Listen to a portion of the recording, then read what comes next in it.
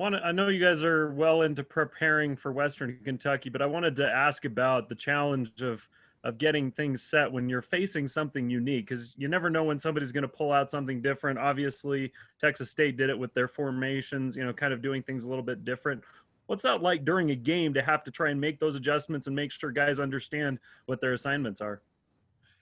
That's complete panic, you know, and so trying to figure out a way to identify first of all, as well as just get our boys to settle down and play sound football. And we've got a plan for it. We practice it every week, but when they ended up coming out in it, thought that the boys responded and checked to what we normally do, but just our alignments. There was a problem within alignment, and we gave up a couple of those RPOs. And so once we changed it, what we were doing mid-drive, felt like we shut them down.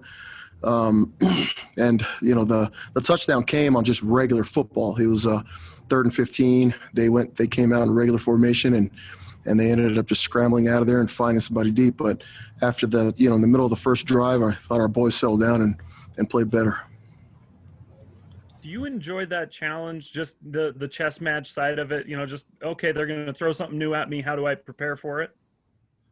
Yeah, for sure. I think there's and anybody that coaches loves that part of the game, just feeling like you've got something on somebody, or defensively, it's feeling like somebody's trying to do something and you're able to stop it or kind of respond the right way. I think there's definitely some of that going on, and that's just the nature of the competitiveness between the coaches and the game, and with all the sportsmanship and everything going on. But there's definitely part of that when you're a coach. Jay, go ahead. Hey, Ilaisa, I noticed after Jared Capisi made that interception, his teammates were just overjoyed. What is it about? Is he one of the more popular players on the team, or was it the circumstances? Just what led to that?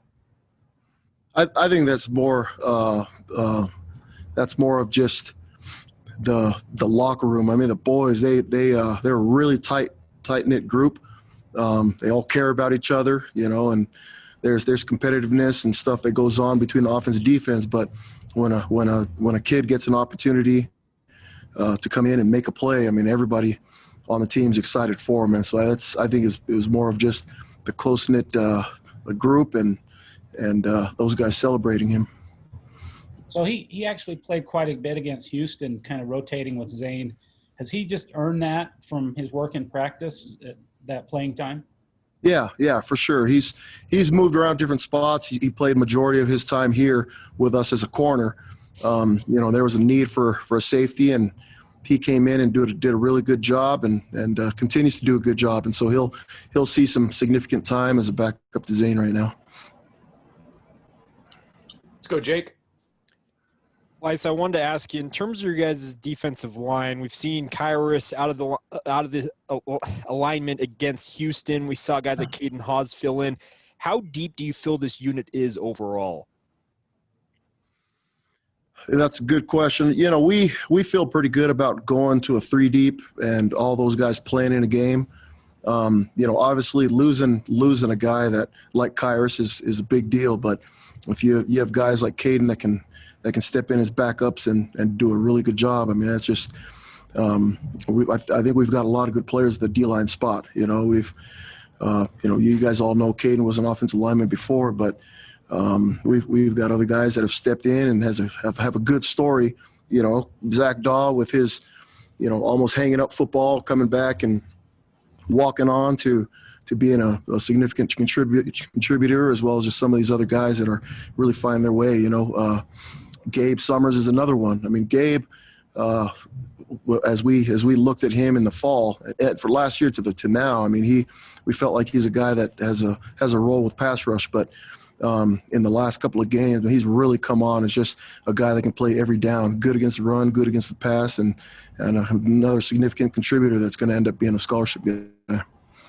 I also wanted to ask you, in terms of what you've seen from Western Kentucky, are they similar to anybody you guys have faced this year, or are they a completely new type of system? No, they're similar. I have a hard time going back after we leave. Schematically, it's a lot of really 11 personnel. And the stuff that you see in 11 personnel, everybody does. And so they're really similar. The only difference is I think they have more of a running quarterback than anybody else that we've faced. Their quarterback has a lot of ability. When we pull up the big play cut up of them, a lot of the big plays that they end up getting are because the quarterback can take off in the middle of pass and scramble. So we've got to try to find a way to keep them bottled up. Jared, go ahead. Coach, we have talked before, last year and in prior years about the investment that was being made on the defense, playing a lot of young guys that earned the playing time, but there were some inexperienced mistakes that went along with it. How rewarding is it to see maybe some of that kind of pay off this year, some of that investment pay off? Because it just seems like you're more flexible. You've got a lot of guys that can play in a lot of different positions. It seems like maybe that payoff is finally starting to happen. So I just wondered how rewarding it is. Yeah, for sure. Year 5 for Kalani.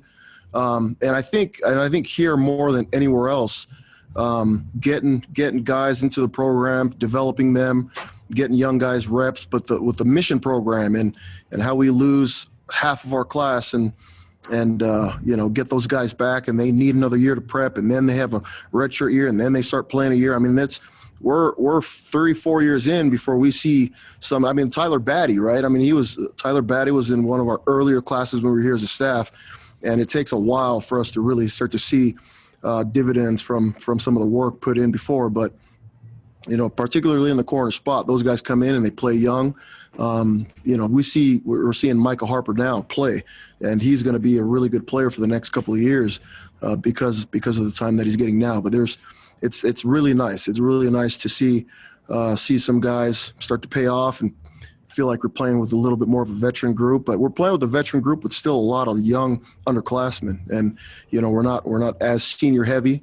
With this COVID thing, and guys with having an opportunity to come back, it makes it even better because we have a lot of guys, they're seniors that may come back. Jake, go ahead. Yeah, Ilaisa, just real quick on the Tyler Batty front and Keenan Pugh. Is it still day by day for you guys with those two? Yeah. Okay. Yep, still day by day. And then I had one other question for you. In terms of the linebacker alignments, we see a lot of guys filtering in and out just throughout games. Guys like Kavika Fanua come in for another guy in that linebacking core. How confusing is that for you, considering you're up in the box and you're trying to coordinate, okay, we need this guy on the field, et cetera? There's a lot of coordination that goes into it. The backers coaches do a really good job with Kalani and the assistants that help him out.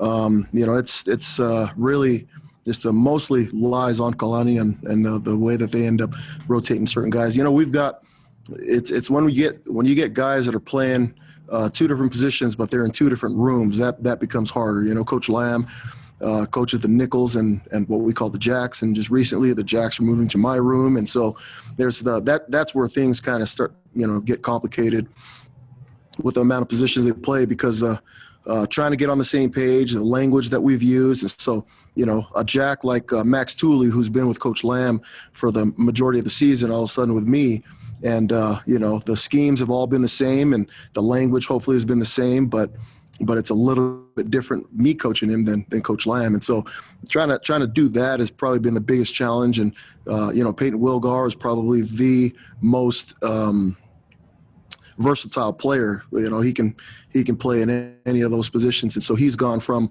the flash to the jack to the Mike to the rover, and does a really good job. But he's kind of settled in now with Keenan out at the Mike spot, and we'll roll with that. But it does take a lot of coordination between all the coaches and getting the players on the same page.